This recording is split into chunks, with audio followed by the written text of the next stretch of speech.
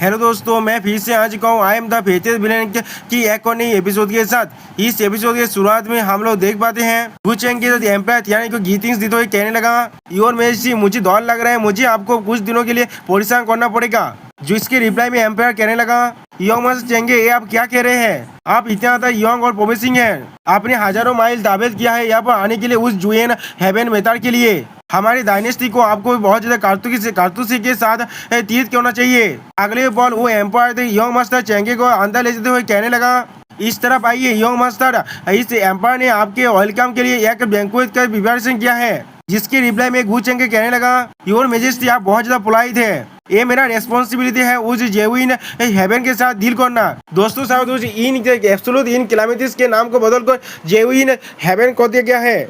मुझे नहीं मालूम राइटर अभी क्या सोच रहा है। ये राइटर भी ना हर एक बॉल में अपना नाम को चेंज करता रहता है। इस राइटर की माँ की आंख। और फिर एम्पायर वू चेंगे को अंदर लेते कहने लगा, इस तरफ से आइए। और फिर वू चेंगे कहने लगा, मैंने सुना है ये जुएन इंपीरियल कोड के जो क्रिएचर है वो अभी जन्मा है। ये चीज बहुत ज्यादा सीरियस है और हमें इसे बहुत ज्यादा कोशिश के साथ ट्रीट करना चाहिए। जो सुनने के बाद एम्पायर कहने लगा, हाँ जो योंग मास्टर चेंगे ने कहा वो बिल्कुल सही है। अगर जुएन इंपीरियल कोड फिर से इस वर्ल्ड के अंदर आ गया तो फिर ये एक बहुत बुरा साइन होगा। उसी वो फास्ट प्रिंस अपने प्रिंसेस तो वो भाइयों के झोटती हुई कहने लगा, इंपीरियल सिस्टर ऐसा लग रहा है फादर भी अब यही चाहता है। और हम लोग देख पाते हैं सेंते चूचू उस प्रिंसेस का देखकर अपना मुंह फुलाने लगा। सच में दोस्तों सेंते चूचू यहाँ पर कुछ ज्यादा भी जिलास है। उसी वो एक लड़की कुछ और जगह का द्वार को खुलते हुए कहने लगा, थात पता आप किस लिए अपने शॉर्ट में कॉटे अभी भी जल्दी कीजिए और तैयार हो जाइए। हिज मेजेस्टी बैंक्वेट अभी शुरू होने वाला है। अब ये सुनने बाद साई वो कहने लगा, क्या बैंक्वेट? तुम लोग वहाँ पर जा सकते हो, मुझे वहाँ पर जाने की क्या जरूरत है? ये सुनने के बाद उसका था सिस्टर कहने लगा, क्या तुम्हें नहीं मालूम वहाँ पर योंग मास्टर चेंगे आने वाले हैं? हिज मेजेस्टी चाहता है हम योंग इंसानों को इस योंग जीनियस का जो लीडर है उससे मिलाने के लिए। और रायता में बताया इसका नाम है ताबा लिंग कुयोंग। ये सुनने के बाद साइवो वहाँ पर गिर जाता है और ये देखने के बाद लिंग क्यों भी बहुत ज्यादा शौक हो जाता है। और फिर अगली बॉल साइवो बहुत ज्यादा खबर हुए कहना क्या गुचेंग किया पर आ रहा है। और फिर आपने मन में कहने लगा, वो गिरे थे ऊपर इसलिए इस वक्त कैसे आ सकता है? मैंने पिछले जिंदगी की याद है कि अनुसार वू चोंग के तब यहाँ पर आने वाला था जॉब जेवुएन तो इंपीरियल कोड का एक प्रिंस यहाँ पर आकर ये तू इमोर्टल डायनेस्टी के सामने एक मैरिज प्रपोजल को रखेगा। इसके जवाब में उसे थर्ड सिस्टर फिर से कहने लगा, sorry second sister, third brother आपके साथ क्या गलत है? आप किस लिए इतना बुरा दिख रहे हैं? सायो उसे कुछ भी रिप्लाई ना देकर अपने मन में कहने लगा, लेकिन किलार लिए अभी वो वक्त नहीं आया है। क्या इस जिंदगी का ट्रैजेक्टरी पूरी तरह से चेंज हो चुका है? इसी वक्त वहाँ पर और एक लड़की आते हुए कहने लगा, सेकंड सिस्टर थर्ड ब्रदर जल्दी करो और तैयार हो जाओ वहाँ पर जाने के लिए। ये सुनने के बाद लिंग क्यों कहने लगा, मैं समझ गया तुम सबसे ज्यादा एंग्जाइस हो वहाँ पर जाने के लिए। सुनने के बाद वो लड़की फिर से कहने लगा, क्योंकि मैं योंग मास्टर चेंगे से जितना जल्दी हो सके उतना जल्दी मिलना चाहता हूँ। उसके बारे में ये रूमर है वो बहुत ज्यादा ताकतवर है, एलिगेंट है, हेल्पफुल है और बहुत ज्यादा हैंडसम भी है। और रायता हमें कहने लगा इसका नाम है ताबा क्वीन ग्यू। तो भी दोस्तों मैं इसे क्वीन ग्यू कहूंगा। मेरी बहन अगर तू एक बात को मान लेना तो तुम्हारे लिए सबसे ज्यादा अच्छा होगा। तू चेंगे चाहे जो भी हो जाए वो कोई भी एलिगेंट और हेल्पफुल नहीं हो सकता। उससे बड़ा विलेन कोई भी नहीं है इस दुनिया में। अब ये सुनने के बाद साई वो अपने मन में कहने लगा, क्या वो एलिगेंट है? माय यस, मैं यकीन नहीं कर पा रहा हूँ इस दुनिया के हर एक इंसान इतना ज्यादा अंधा कैसे हो सकता है। फिर अगले बॉल हमें इंपीरियल बैंक्वेट का सीन दिखाई दे जहाँ पर एम्परर कहने लगा, योंग मास्टर चेंगे ने सारे इंसानों का रिस्पॉन्सिबिलिटी को खुद ही उठाया है और उनके पास एक बहुत बड़ा हार्ट है। ये चीज इस एम्पायर को उनको तो डीपली एडमायर करने के लिए मजबूर कर रहा है। इसीलिए हम सभी मिलकर योंग मास्टर चेंगे को एक ट्रिब्यूट देते हैं। दोस्तों मुझे तो नहीं मालूम योंग मास्टर चेंगे के पास बड़ा हाथ है या नहीं, लेकिन उसके पास एक बहुत बड़ा पेट जरूर है इन सभी को खाने के लिए। दोस्तों आप सभी कमेंट करके बताना मैं सही कह रहा हूँ या गलत। और फिर वहाँ मौजूद हर एक कालते कहने लगा, योंग मास्टर चेंगे को हम सभी रिस्पेक्ट करते हैं। इसके बाद एम्पायर फिर से कहने लगा, कुन्नू सिटी से वापस आने के बाद से मैंने नोटिस किया है तुम हर बार योंग मास्टर चेंगे के बारे में सोच रहे हो, तो फिर किस लिए तुम इतना समझ रहे हो जब वो खुद तुम्हारे सामने खड़ा हुआ है आज? सुनने के बाद प्रिंसेस फेया खबर तो कहने लगा, फादर। लेकिन उसके बाद तो कहते हुए एम्पायर फिर से कहने लगा, ये बहुत ज्यादा अच्छा हुआ अगर तुम योंग मास्टर चेंगे को अकेले में रिस्पेक्ट दो। देख रहे हो ना दोस्तों, ये एम्पायर खुद अपनी ब्यूटी को इस्तेमाल करना चाहते हैं योंग मास्टर चेंगे को बताने के लिए। मुझे ये नहीं समझ आ रहा है ये तो इसे एम्पायर ने किसने बना दिया। और फिर अगली बॉल गुचेंगे कहने लगा, मैं एक कहने में बहुत ज्यादा शर्मिंदा हूँ। जब मैं कुनो सिटी के अंदर था तो मैं बहुत ज्यादा परेशान था कुनसन माउंटेन के अफेयर्स के लेकर और इसलिए मैंने एल्डेस्ट प्रिंसेस पर थोड़ा सा भी ध्यान नहीं दिया। इसीलिए आज के दिन मैं गुचेंगे इस काप को दियूं करूंगा एक स्मॉल टोकन की तरह, एपोलॉजी टोकन की तरह। इसके जवाब में प्रिंसेस फेया कहने लगा, मैं बहुत ज्यादा जल्दबाजी कर रहा था तो अब यंग मास्टर चेंगे, इसीलिए इसके बारे में सोचने को आपको कोई भी जरूरत नहीं है। अब ये सुनने के बाद और एक कालतूता कहने लग रहा है, ऐसा लग रहा है तो यंग एम्पर प्रिंसेस और यंग मास्टर चेंगे को एक साथ मिलाना चाहते हैं। जिसके जवाब में और कहते कहने लगा, तुमने बिल्कुल सही कहा। और फिर हम लोग देख पाते सायो को कुछ भी कहने पता। अभी सायो अपने मन में कहने लगा, पिछले जिंदगी में जुएन थे एम्पायर कोद के प्रिंस के प्रपोजल की वजह से एम्पायर वू ने प्रिंसेस फिया को फोर्स किया था गुचेंग के साथ रिलेशनशिप में आने के लिए। ऑल्दो इस बार गुचेंग पहले ही उनके जिंदगी में आ चुका है, लेकिन उसका रिजल्ट फिर भी सेम होगा। ऐसा लग रहा है जो शोकी इंसिडेंट था तो सेकेंड प्रिंस के एसासिनेशन का जो इस हांती कॉम्पिटिशन में होने वाला है 3 दिन बाद, वो जरूर होगा। अगर मुझे सही से याद है तो वो इंसान जिसने तो सेकेंड प्रिंस को एसासिनेट किया था वो उसका खुद का अंकल है, जो एम्पर से बेथेल की थ्रोन की बेटे में हार चुका था और अभी उसके साइड में बैठा है। और मुझे डर लग रहा है उसके पीछे गुचेंगे खड़ा है। और फिर अगली बार सायो गुचेंगे के पास लाइफ के बारे में सोचते हुए कहने लगा, मुझे ये सारी चीज फिया को बताना पड़ेगा। गुचेंगे ये स्कीम को इस जिंदगी में मैं पूरा होने नहीं दे सकता।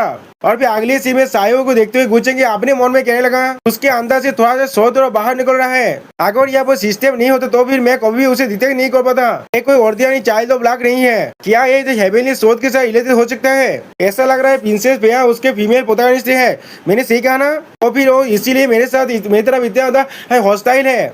क्या ये सही है? अगली बॉल सेंते जो अपने खाने पर अपने चॉपस्टिक से मारने लगा। और फिर गुच्चे की तरफ देखते हुए अपने मन में कहने लगा, वो अभी भी उसकी तरफ देख रहा है। क्या प्रिंसेस फेया इतना तो खूबसूरत है? सच में दोस्तों यह वो सेंते चूचू है एक जिलास वाइफ की तरह ही एक्ट कर रहा है। और फिर अगली बॉल सायो गुच्चे को देखने वाला घबरा को अपने मन में कहने लगा, ऐसा लग रहा है वो पूरे टाइम से मुझे देख रहा है। क्या ऐसा हो सकता है उसने पहले ही नोटिस कर लिया मैं एक उस शोध के साथ एक हो चुका हूँ? नहीं, ऐसा नहीं हो सकता। अगली बॉल ताबा क्वीन की उधर सायो से कहने लगा, थात बता यंग मास्टर चेंगे मेरी तरफ देख रहा है। क्या उसने मुझे नोटिस कर लिया? यंग मास्टर चेंगे सोच में बहुत ज्यादा जेंटल है, जैसा रोमांस में कहा जाता है। जेंटल और एलिगेंट भी है। सच में दोस्तों जू चेंगे जो चार्म है वो बहुत ज्यादा है। सोती लड़की भी आप उसके प्यार में पड़ चुका है। तो ये सुने बस सायो अपने मन में कहने लगा, बेवकूफ तुम अभी भी ठीक से बड़े नहीं हुए हो, तो अभी वो किस लिए तुम्हारी तरफ देखेगा? अभी ताबा क्वीन को फिर से कहने लगा, हाथ बता यंग मास्टर चेंगे अभी भी अपने टीनेज में ही है, लेकिन फिर भी वो इतना ताकतवर हो चुका है वो उन्हें भी अभाव कर पाता है जो लोग पहले ही इलाइट हो चुका है। आपको क्या लगता है वो किस तरह से कल्टीवेट करता है? अगर मेरे पास मौका हुआ तो फिर मैं जरूर यंग मास्टर चेंगे से इसके बारे में पूछना चाहता हूँ। सुनने के बाद सायो वो कहने लगा, क्वीन की तुम्हारे लिए अच्छा यही होगा तुम उसके बारे में बिल्कुल भी ना सोचो। तुम्हें नहीं मालूम वो क्या चीज है, उसी इस तरह से अप्रोच करना तुम्हारे लिए डिजास्टर होगा। इसके जवाब में क्वीन की बहुत ज्यादा शर्माते हुए कहने लगा, ऐसा कैसे हो सकता है? मुझे लगता है था यंग मास्टर चेंगे से बहुत ज्यादा जल रहे हैं। इतना ज्यादा खूबसूरत इनसे किस तरह से एक बुरा आदमी हो सकता है? या तो भी अगर आप मुझे मार भी डाले तो भी मैं इसे यकीन नहीं करूंगा। सच में दोस्तों यहाँ पर सोते लेके आप प्यार में हाबुत भी खा रहे गुचेंगे। उसके बात को सुनने के बाद सायो तो चिढ़ते हुए अपने मन में कहने लगा, तुम्हारे पिछले जिंदगी में तुम्हें आत्मना करते किया था जब तुमने इस पर यकीन किया था, तुम्हें लगभग आत्मना करते किया था तो उसके बाद ही तुम इस पर यकीन किए थे। अगले पल हमें शाम का सीन दिखाया है जहाँ पर उनके बैंक में पूरी खत्म हो चुका है और कोई गलती में जाते हुए कहने लगा, इस तरह यंग मास्टर चेंगे और होली में चूचू को रेस्ट करने के लिए उस तरफ ले जाओ। और फिर एम्पर अपनी एल्दा जू से पूछने लगा, एल्दा जू क्या पता लगा भाई गुचेंगे कल्टीवेशन क्या है? इसके रिप्लाई में एल्दा जू कहने लगा, योर मेजेस्टी इस ओल्ड सर्वेंट के पूरे जजमेंट के लिए उसे माफ कर देना। मैं सोच में ये पता नहीं लगा भाई उस पर्सन का कल्टीवेटर क्या है। अगर हम दोनों में से फाइट हुआ तो भी मैं जरूर हार जाऊंगा इसमें। सुने भाई एम्पर तियानु थोड़ा सा घबराते हुए कहने लगा, वो सोच में एक मॉन्स्टर है, इसमें कोई भी शौकने की बात नहीं है। उनसे ट्रिप के अंदर इतने सारे एनलाइटेड पीपल्स मारा गए, लेकिन वो अकेले ही यंग का जनरेशन को बाहर निकल पाया। ऐसा लग रहा है ये बहुत ज्यादा जरूरी है फेया को उसके कोरी भेजना। अभी अगले बॉल हमें प्रिंसेस फेया का सीन दिखाए थे जहाँ पर सायो उसका इंतजार कर रहा था और प्रिंसेस फेया वह आते हुए सायो हुआ से उसके बारे में पूछने लगा, बाबा सायो तुम किस लिए मेरा इंतजार कर रहे थे यहाँ पर? जिसके जवाब में सायो कहने लगा, मेरे पास कुछ अच्छा है जो मुझे तुम्हें बताना है। जिसके रिप्लाई में प्रिंसेस फेया स्टेज फेस बनाते हुए कहने लगा, ठीक है तुम बात कर सकते हो, मैं सुन रहा हूँ। और भी प्रिंसेस फेया को देखते हुए सायो तो अपने मन में कहने लगा, वो हमेशा से बहुत ज्यादा बुद्धिमान है, बाकी सारे प्रिंसेस के साथ थोड़ा सा भी एरोगेंस और विलफुलनेस नहीं है। इस जिंदगी के अंदर चाहे कुछ भी हो जाए मैं तुम्हें मरने नहीं दूंगा। दोस्तों मुझे ऐसा लग रहा है इसका हालत भी जियांग चेंग की तरह ही होने वाला है। अभी अगली सीन में सायो प्रिंसेस फेया से कहने लगा, वो चेंगे से थोड़ा सा केयरफुल है ना, वो कोई अच्छा इंसान नहीं है। उस शांति कॉम्पिटिशन अंदर जो 3 दिन बाद शुरू होने वाला है उस वहाँ पर कुछ अनएक्सपेक्टेड भी हो सकता है और गुचेंगे उसका मास्टरमाइंड होगा। ये सुनने के बाद प्रिंसेस फेया कहने लगा, क्या सायो या फिर से कहने लगा, तुम चाहो तो हिज मेजेस्टी एम्पायर वू के पहले से इसके बारे में बता सकते हो और उनसे कहना रॉयल हाइनेस सेकंड पीस को पौधे करने के लिए सिर्फ इतना ही है जितना मैं तुम्हें बता सकता हूँ। और फिर अगली बार सायो या तो प्रिंसेस सोफिया से पूछने लगा, क्या तो मेरे पास इसके लिए कोई भी एविडेंस नहीं है, क्या तुम मुझ पर यकीन करते हो? ये सुनने के बाद प्रिंसेस भैया बहुत ज्यादा घबरा था लेकिन कुछ भी कह नहीं पता। और फिर अगली बार प्रिंसेस भैया थोड़ा सा खुश होकर कहने लगा, हाँ मैं तुम पर यकीन करता हूँ। ये सुनने के बाद सायो थोड़ा सा खुश होकर वह जाते हुए कहने लगा, ये बहुत अच्छी बात है, मैं और यहाँ पर नहीं रुक सकता इसलिए मैं यहाँ से जा रहा हूँ, तुम्हें खुद का भी ख्याल रखना चाहिए। अभी अगली बार प्रिंसेस भैया उसे वहाँ से जाते हुए देखने लगा। अभी अगली बार हमें नाइट का सीन दिखाई देता है जहाँ पर गू चैंग के आधा से पूछने लगा, सॉरी दोस्तों, आधा गू चैंग से कहने लगा मास्टर सायो के बैकग्राउंड के बारे में और उसके सारी इंफॉर्मेशन यहाँ पर ही है। इसके बाद गू चैंग उस इंफॉर्मेशन को पढ़ते हुए कहने लगा, वो पिछली से जनरल्स के मैंशन में जन्मा है, तो बहुत ज्यादा बेवकूफ हॉनेस्ट और उसके बाद कोई भी टैलेंट नहीं है। वो यहाँ का मेडियोकर पर्सन है जो सिर्फ स्वॉर्ड्समैनशिप को प्रैक्टिस करना जानता है और उसका गलती वजह से 100 साल के बच्चे से भी ज्यादा बेकार है। इस इन्फॉर्मेशन को पढ़ने के बाद गू चैंग अपने मन में कहने लगा, वो अपने वीकनेस को छुपा रहा है, उसके सोर्स पावर किसी भी कुआसी सुप्रीम बींग को भी राइवल कर सकता है, चाहे कुछ भी हो जाए। इस हांती कॉम्पिटिशन का आता है, मुझे उसे टेस्ट करना ही होगा।